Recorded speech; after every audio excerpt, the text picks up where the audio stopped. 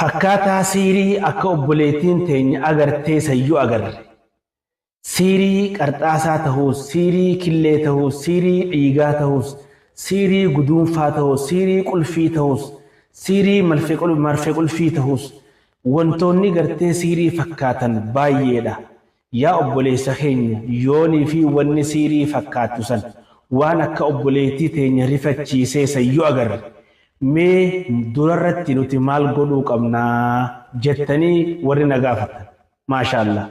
Na hordofaan isiniin jaa obboleeyyan kiyyaa.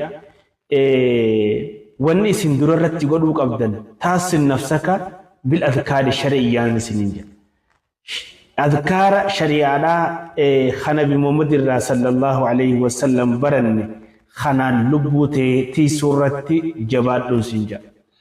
Eega adkaara kana qabaatte waa takka illee si godhuu hin danda'u tokko kana. Hoggosumaahu adkaara san qara'uu qabda. Inni lammaffaadhaa tanfusu wa taqra'u alayhi bil mu'awwadaati. Itti tufaa mu'awwazatayni qul a'uuzu birabbin naasi fi qul a'uuzu birabbil falaqi san itti qaraata. Waan san irratti qaraatan. Aatal kursiyyiitti qaraata.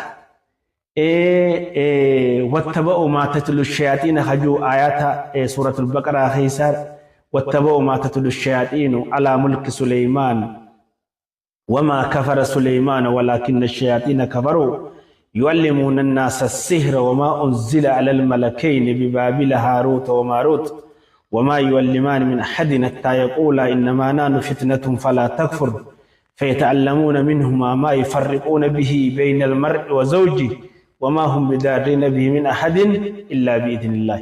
خجو خنت قرات أكسم آيات سيري دا سورة الأعراف كيس خجر أكسم آيات سيري دا سورة الطه كيس خجر أكسم آيات سيري دا سورة الياسين كيس خجر آياتو تسيري تلات نسيه مملي قرآني ولما قالت قرآني صدمن سيري دا سيري هي خورتي أكا قارتي بريدا دا osumatahuutiin keessa ayota gartee ayatoota siriidhaa si ibse kana itti tuftee qaraata.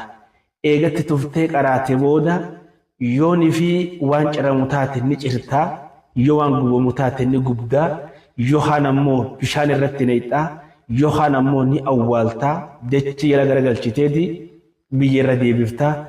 Gaafa wantootaan si hime kana goote yaada isaanii, muraada isaanii waan isaan silaa siin hawwan yookaan siin barbaadan yookaan gartee mana kee balleessuu, maatii kee balleessuu,